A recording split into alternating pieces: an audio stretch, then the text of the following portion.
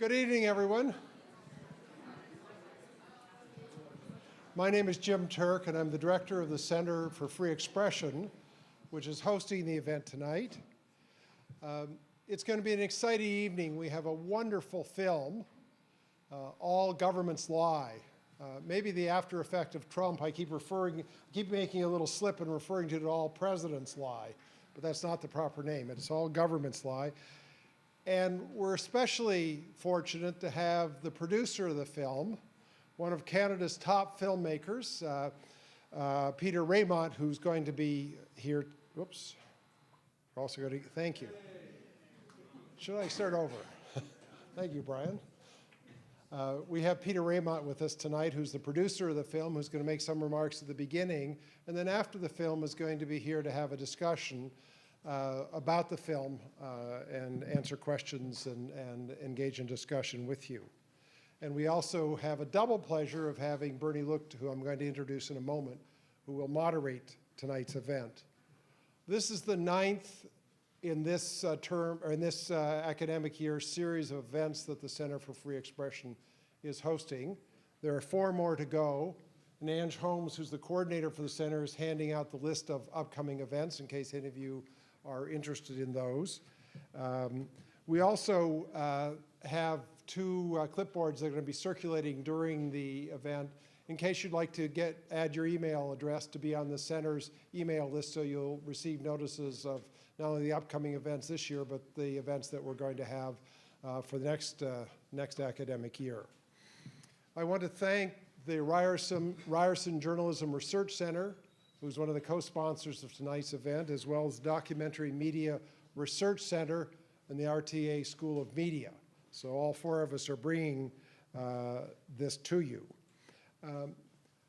Finally, I want to introduce the person who's going to moderate tonight, Bernie Lucht.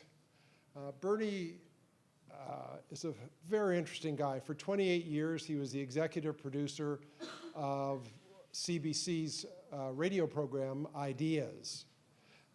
Bernie also was responsible for commissioning and coordinating the Massey Lectures.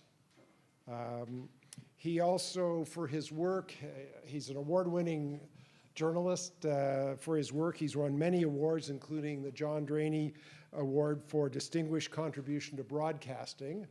He was made an Order of Canada, was it 3 years ago, Bernie? Yeah, 3 years. Was given an honorary Doctor of Laws degree from York University, 2 years ago? Or a year ago? 2014. I mean, it's rare that good people have all these good things happen to them. And Ryerson made him a distinguished visiting professor 2 years ago. So I hope you'll join me in welcoming Bernie, and I'll turn the program over to him. Thank you. As a radio guy, I can't tell you how relieved I am that you were able to get rid of that buzz, because oh my goodness, what was it going to do? So I want to say a few words about Peter, and I hope I don't embarrass him too much, because I'll say some nice things. Peter is one of the producers and the executive producer of the movie we're going to see tonight, All Governments Lie.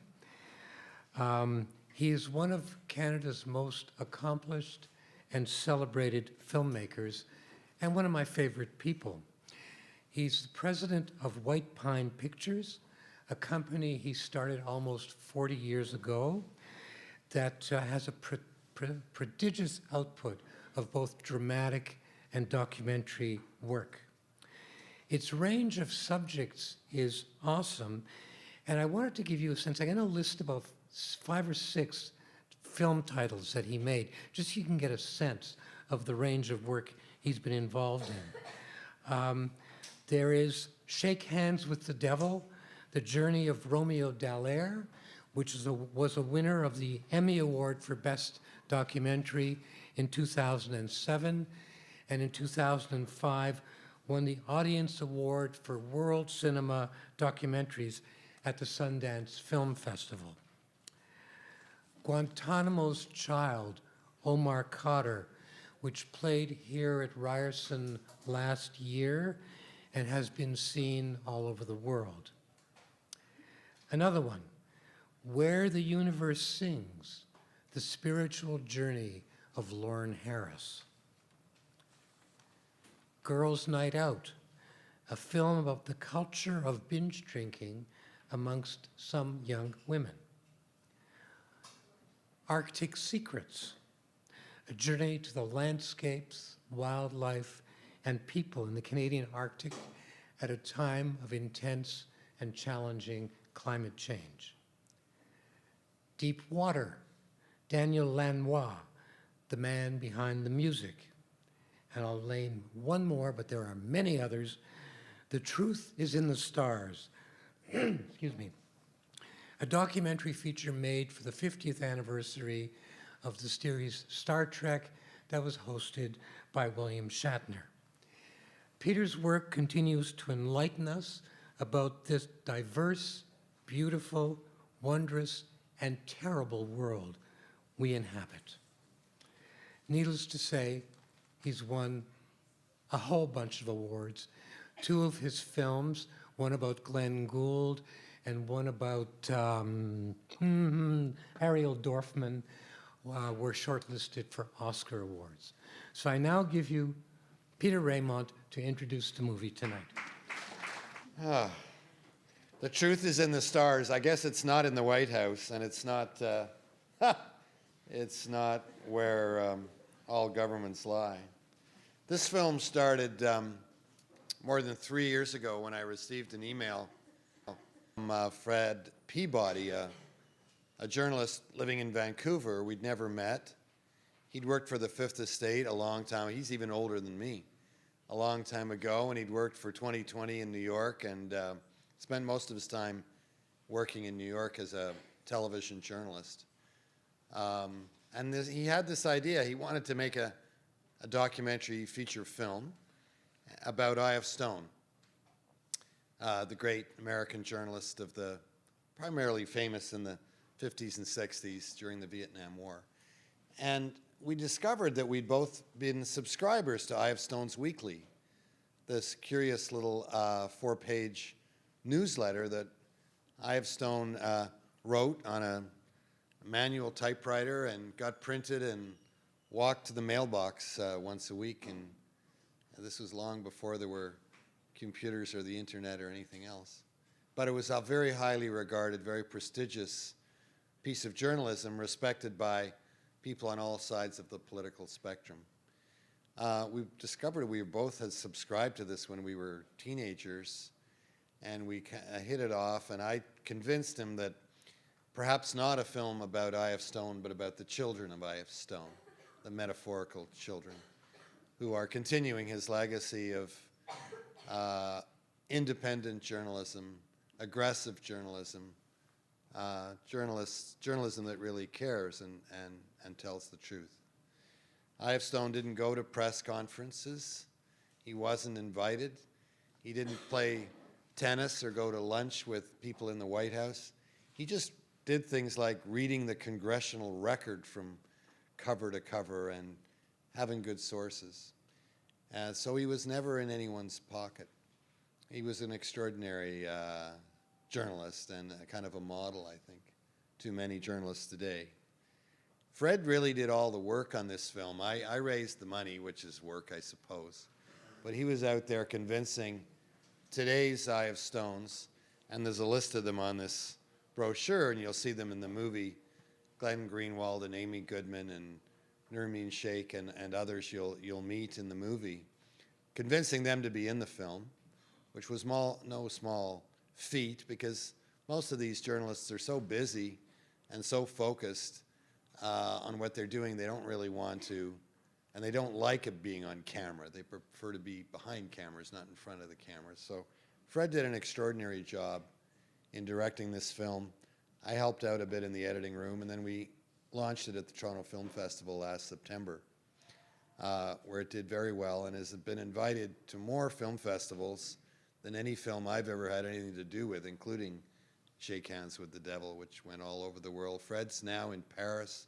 He was in Belgrade. He was in Greece. We were at the Frontline Club in London last month for the opening night of the London Human Rights Watch Film Festival with this film. So It seems to have touched a nerve or caught a wave or whatever metaphor you want to use. This film was conceived of and started long before Donald Trump was a candidate for anything, and long before the era of false news and alternative facts that we're living in today. But here we are. I hope you enjoy the film and find it inspiring in some way, as well as challenging. I hope you'll stay and ask some questions afterwards. I'm going to go watch the Leafs game. I've seen the film before. But I'll be back for the Q&A at 8:30. So please stay. Think of some good challenging questions. We'll have a good conversation with my friend Bernie here running the show. I'm really delighted to see one of my oldest friends in this business, Peter Bragg, who's sitting there hiding. He's one of Canada's top photojournalists, and he's traveled with me to Rwanda and to Nicaragua and to Somalia, and I don't know where we've been together, but it's lovely to see you here, Peter. So anyway, thanks for inviting me. Thanks for coming. It's a good turnout. I hope we'll have a really good discussion afterwards. All the best. We have some time for questions for Peter. I know that the class officially ends at 9 o'clock, and some people may have to leave, but we may go a little bit past 9 o'clock. So why don't we start with some questions? If you have a question, let me know. Ange, do we have a traveling microphone, or should people just shout out? What do you want to do? You're going to get a traveling microphone? Okay. The Leafs are winning 2-1 at the end of the first. Oh, that's terrific. That's terrific. Yay, Leafs. You know, this film was finished in June of last year, well before anyone thought Donald Trump would become the president of the United States, or we'd be living in the post-truth world. So it feels in some ways a bit dated. But it's not a current affairs piece, you know. It's a documentary film, which I hope will last for a while. I think it tells a truth that will last longer than Donald Trump. It'll last a few years yet. Thank you. When Donald Trump won the election, the media did a certain amount of questioning of itself. How did we miss this? Has there been any, you think, rethinking by the media that's of any value? They certainly gave him a lot of free time, right? Yeah. I mean, the people have toted up the number of minutes that he was on compared to Bernie Sanders, for example. Like, it's extraordinary. They would run his entire speeches and press conferences without comment or interruption. It was extraordinary. So, yeah, I think the media bear some responsibility for this madness that we have. I know that the title from the film is from the I.F. Stone quotation, All Governments Lie, but it seemed all media, or most media, or many media lie could easily have been, it turns out that that's the theme. I think there's a lot of media that don't lie and that are doing very good work. Yeah. Particularly actually in Canada, there's some very good journalism being done. There's not enough money financing investigative journalism. There's not the foreign bureaus that used to exist for the Globe, the Star, the CBC. So that's a great tragedy. But there's a lot of hardworking journalists out there, including Michelle Shepard, who co-directed this film, who works for the Star and is in Africa today. Yeah. Do we have questions in the room? Yes, sir. Ange, can we get a microphone over? Thanks. Thank you very much for the film.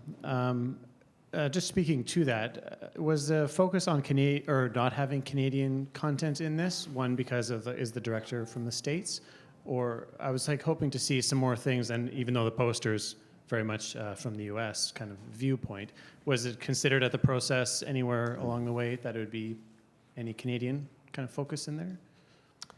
We did some shooting with Desmond Cole, who was left on the cutting room floor, sadly.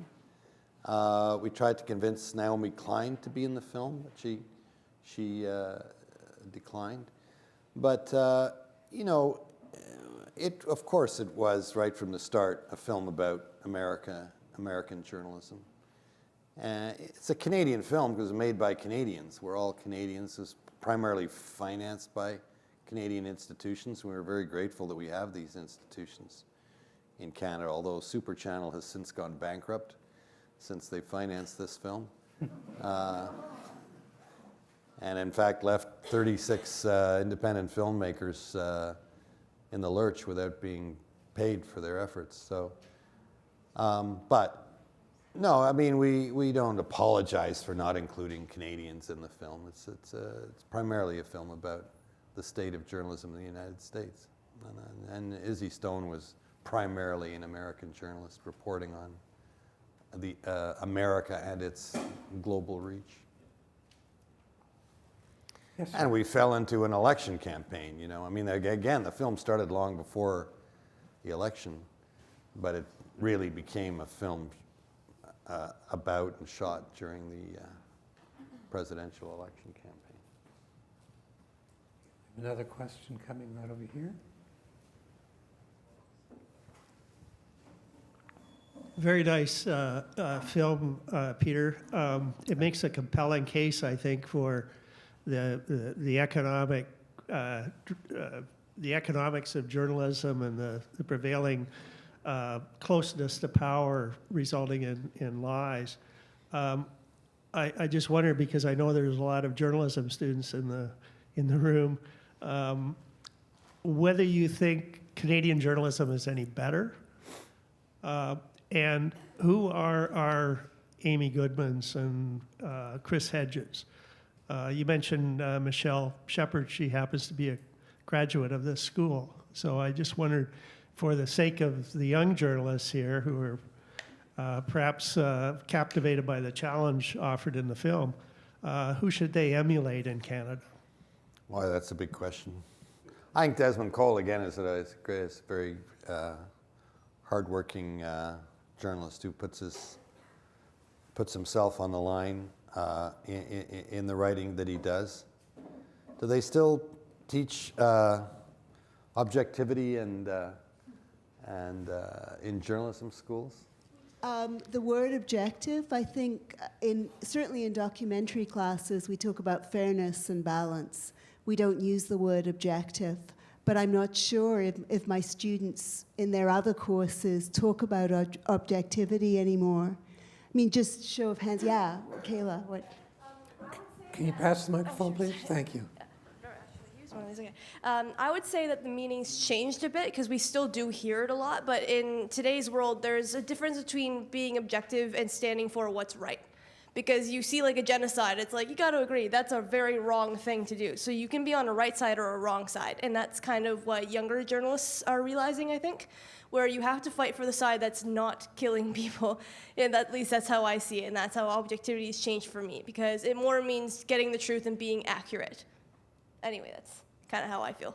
If that made sense. And I have trouble with balance, to be honest. I mean, I think a broadcaster or a publication might try to have some type of balance over the course of a season of journalism or something, but to try to fit balance into one film or one article, you know, I think people are intelligent enough to read this article and watch this film, or watch this film and make up their own mind about issues and not feel compelled to be balanced, fair, and objective in everything you write or every film you make. We try to be fair. We certainly talk about documentary having a point of view. Yeah. And I think it depends, again, in different courses, but when you're talking about fairness, we're talking sometimes about giving a voice.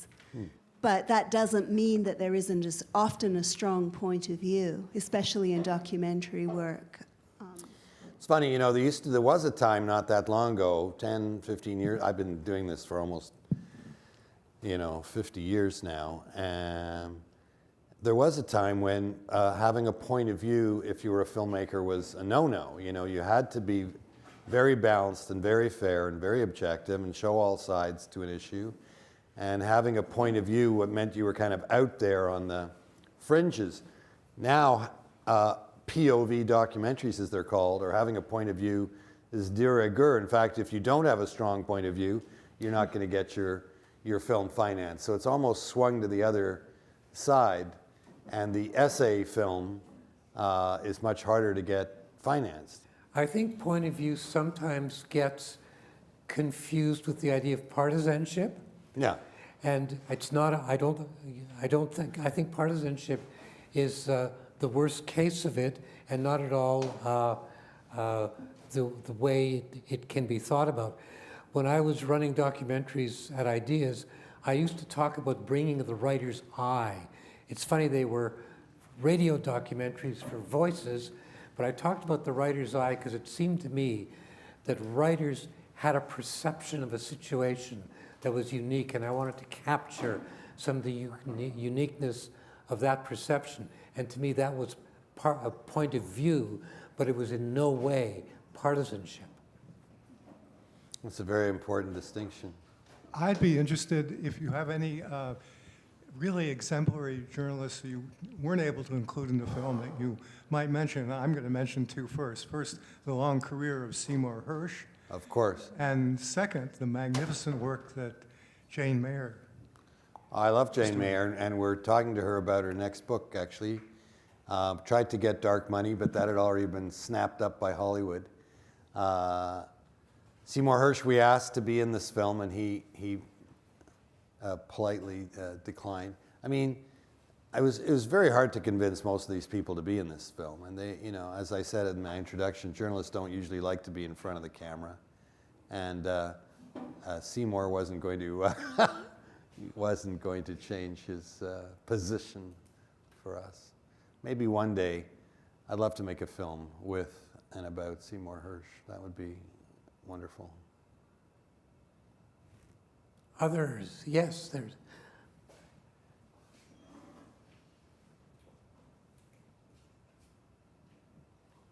A wonderful film, and I think it certainly spoke to the, highlighted the challenges and the limitations sometimes of telling certain stories through the mainstream media. And on the other hand, a lot of independent production companies are also reliant and dependent on these mainstream outlets to be able to, for funding, for distribution, for broadcast. Sure. So similar to what others raised about Canada and Canadian journalists, what advice do you have for Canadian journalists who may be trying to tell controversial stories that perhaps traditional media is unwilling or unable to touch on? Well, I think there's actually quite a bit more leeway and opportunity in Canada than there is in the mainstream press in the United States. And we also, of course, in Canada and everywhere, I mean, it's not at all defined by nationhood. There are all these opportunities on the internet for bloggers and for, anyone can create their own website and be out there on Twitter or Facebook or wherever they want to be, talking about anything they want to talk about. So the opportunities are much, much greater than they were in the era of traditional media, in the era of the internet. And a good writer, if he or she is doing good work and really digging up the truth, will get read and will get heard and will get known. So, I think the opportunities are much, much greater than they ever have been. So, although it's a kind of a dark time for journalism, some would argue, it's also perhaps the best time for journalism. It's the best of time and the worst of times at the same time.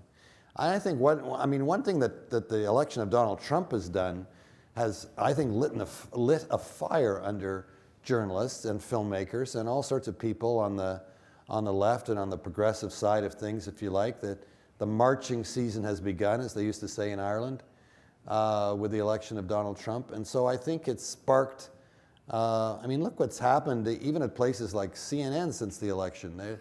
They're really going after the guy, and they're really trying to dig at the truth and find the truth and expose the truth. It's such a contrast to the way they were acting during the campaign. It's quite extraordinary.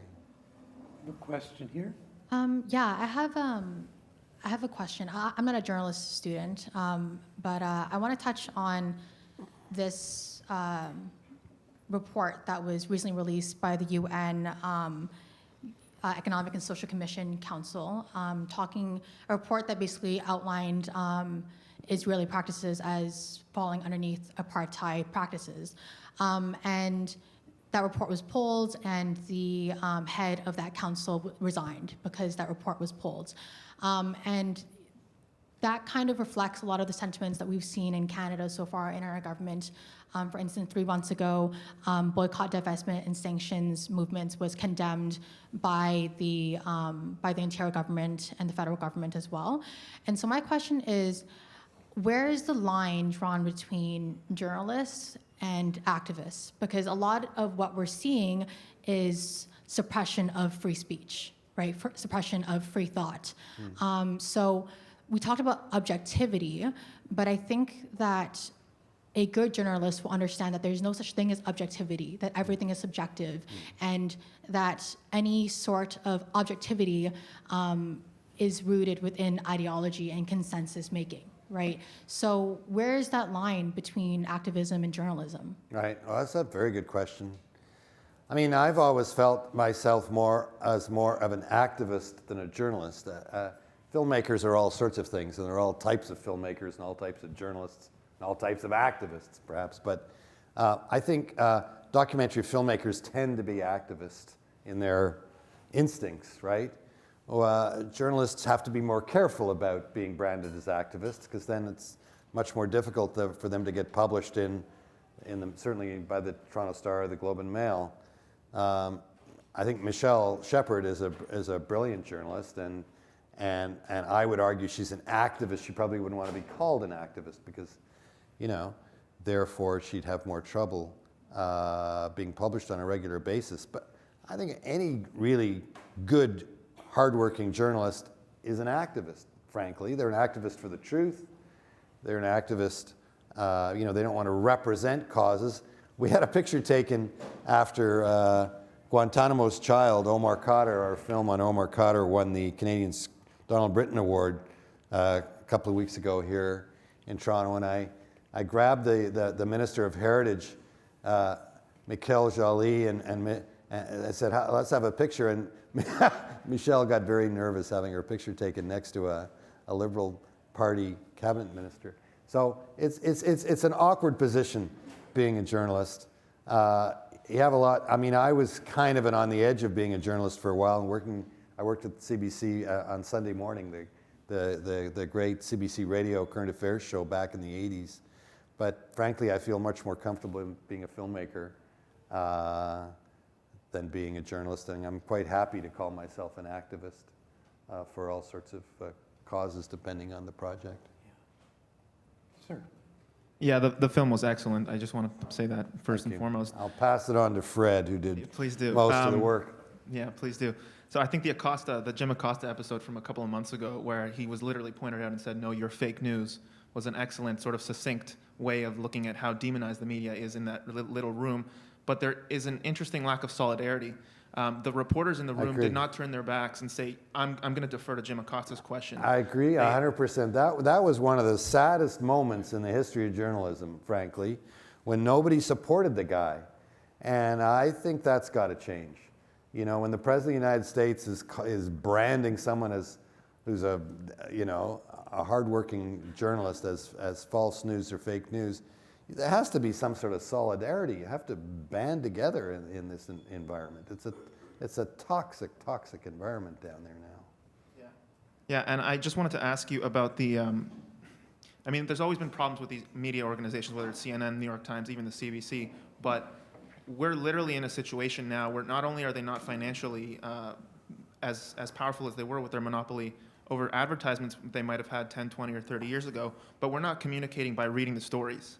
A catchy headline or a Twitter 140 characters or an image will get far more traction with the majority of people than somebody actually reading the article. If you look at the comments and the things that are shared on Facebook, even from mainstream outlets, most people don't read it. They comment something immediately. They get a few dozen likes from a bunch of strangers, and they move on. And they create their beliefs based on this. So we're not even just conversing on two sides of the truth. We're removing the truth from conversation at all. It's an interesting observation. I mean, I don't know. I still like reading The Nation and The New Yorker and the longer pieces in the Canadian newspapers. But perhaps we are a minority. I don't know. Somehow I still think there's a role for these long-form pieces.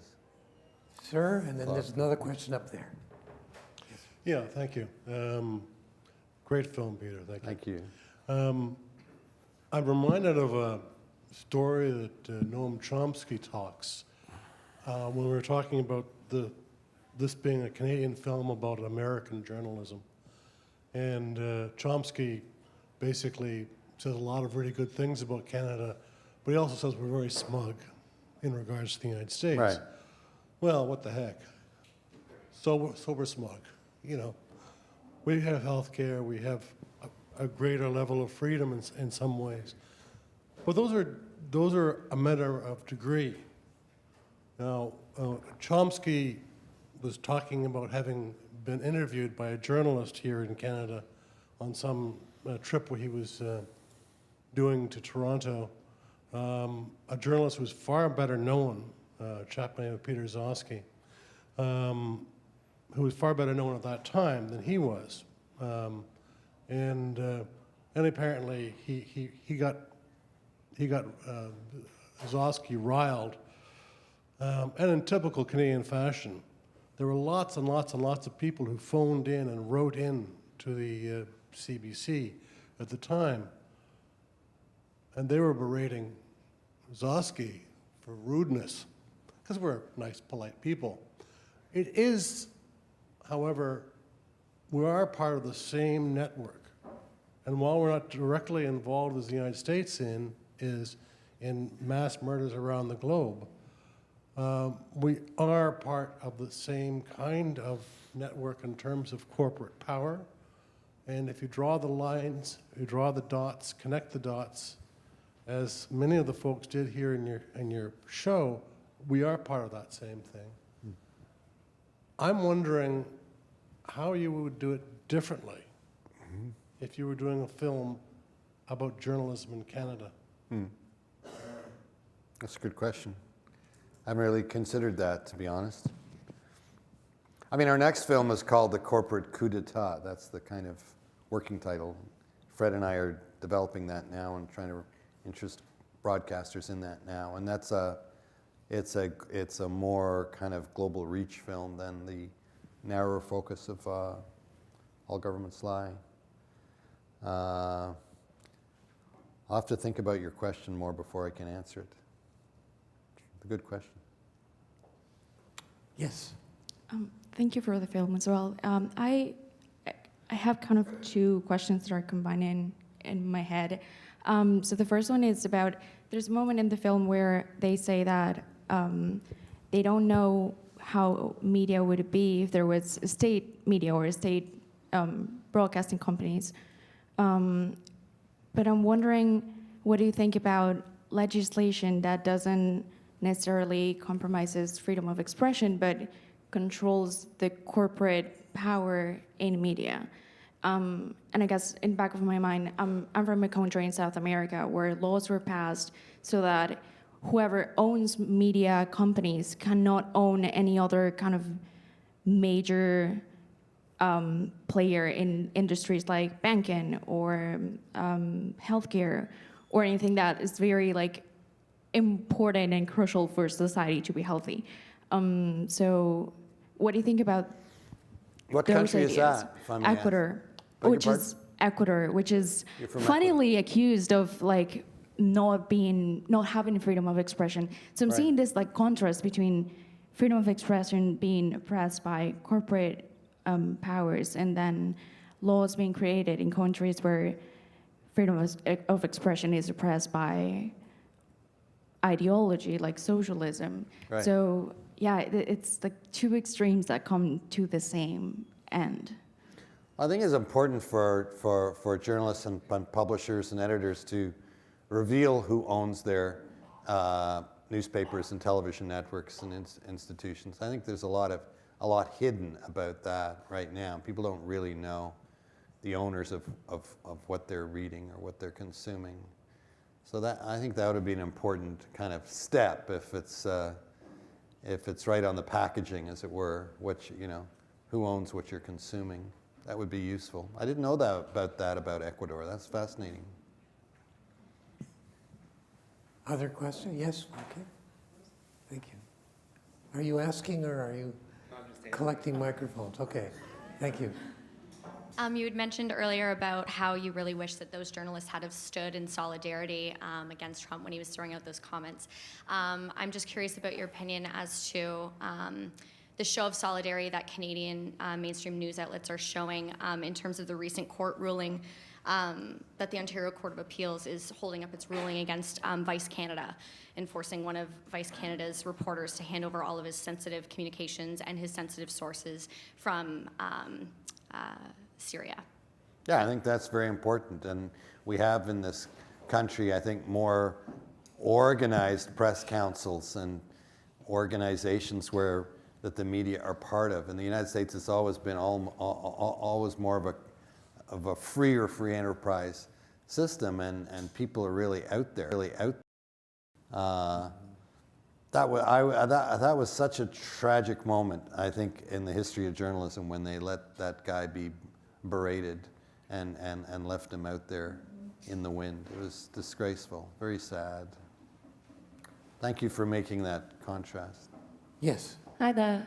Thanks so much. I feel more ignorant and both inspired by this film. I just wanted to ask, I think in terms of what we saw about the journalists, how important they are, but also how important their sources are, about whistleblowing and about who they're approaching, and yourself, with your experience working in documentaries, I was wondering if you had any experiences or advice in terms of reaching out to sources, or what have you seen in the development of your career? Do you think sources are more open to sharing now because there is whistleblowing, or are they more skeptical because what we've seen with the release of documents still going to ignorant ears? I was just wondering your thoughts on that. I think people are more aware of the power of documentary film than they were, and the power of good journalism. So we have, my company used to be called Investigative Productions when I started it. We would have a lot of people calling us up, asking us to investigate their cheating husband or whatever. So we changed our name to White Pine Pictures, which is a, but no, we get a lot of people calling us, serious people about scoops and sources and information, stuff they'd like to help them reveal. I think people are more kind of people within government, people within corporations. So I think there is more of that openness to speak out, speak truth to power, put yourself on the line, which is really, really helpful, really useful in democracy and truth-seeking. Other questions? Any other questions in the room? Everyone's tired. They want to go watch the Okay, we third got period. one over here. Can we get a microphone over? Okay. This is the last question. Okay. Yeah. I take it you've got a theory about power that in the film you said the coup has already occurred. Jeremy Scahill says that, Oh, but I'm okay. inclined to go along with that, actually. And your pronouncement about what you're working on in the future. Corporate coup d'etat is our working title for the next film. So that's pretty depressing. Depressing, you said? Depressing. Yeah. Or inspiring. Well, the thing that makes me very uncomfortable about all the coming back to people's free spirit and honesty and willing to work outside the system and so forth is kind of a puny answer to the reality that the coup has occurred. Can you give us any hope? Absolutely.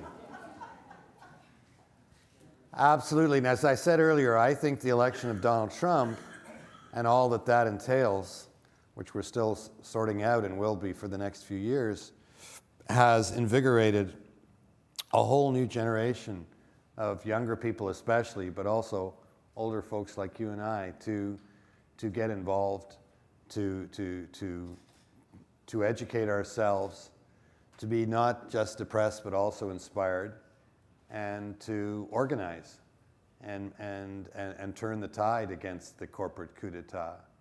I mean, one makes films with titles like All Governments Lie and the Corporate Coup d'etat partly as a way of saying, come on, folks, let's get organized, you know?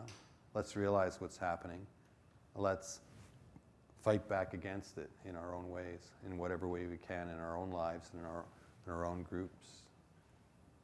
Let's thank Peter for his film and Thank for you. being with us tonight.